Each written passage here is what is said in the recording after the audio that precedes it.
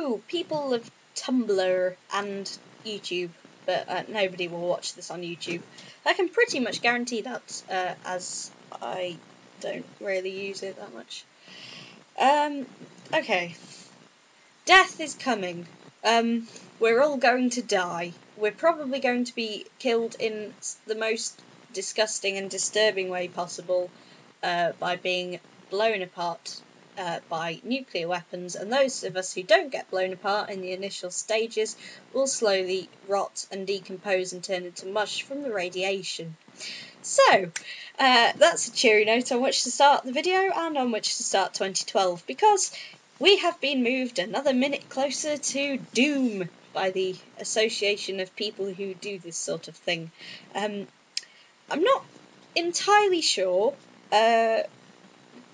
when the nuclear doomsday clock started, but I'm pretty sure that it's been ticking away since the onset of the first nuclear weapons. Basically, we are 5 minutes from extinction.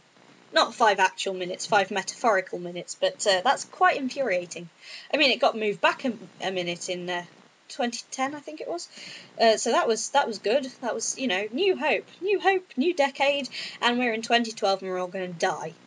Not because of the Mayan calendar, but because of various nuclear superpowers deciding not to stick to the stipulations of the non-proliferation treaties, which is a mouthful, I can tell you. Just for fuck's sake, just stop it. Just all of you, bloody well stop it.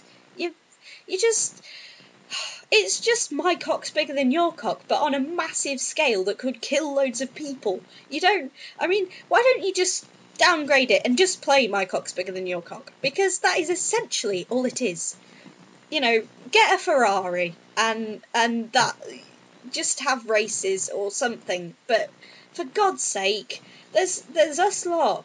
We haven't done anything. We're not the evil bastards. In fact, who are the evil bastards? Who are the good guys, on the other hand?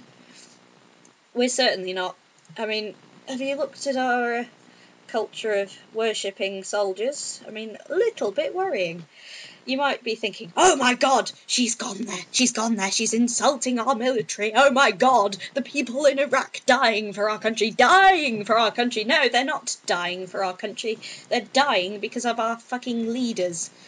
They're dying because people have been dying for a long time, ever since we started living. A couple of years after that, we started dying.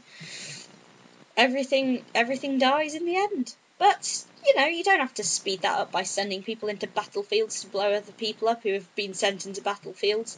In fact, a little bit like this poem by Thomas Hardy. I'm going to try and read it quite quickly.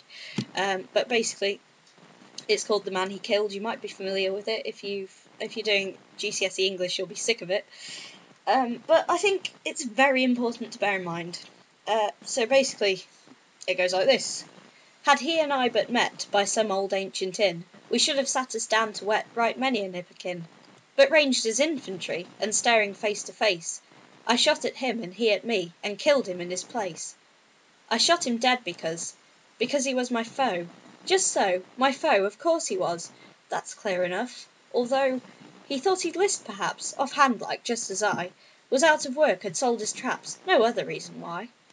Yes, quaint and curious war is. You shoot a fellow down, you treat if met where any bar is, or help to half a crown. So basically, what I was just saying, but in a more eloquent fashion. Much more eloquent. I do like Thomas Hardy, although I haven't read any of his books, just his poems. Wilfred Owen is probably a good person to consult at this point, but I've already read a poem, so you can do that yourself. And you'll also be sick of him if you've done AS level English. I'm just going to work my way through the syllabus and, use it to tell you why the war and stuff is shit. I'm not, that would be a really boring video.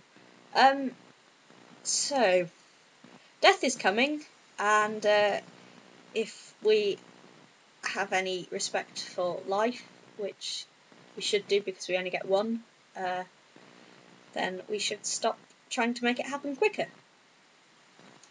Just a thought.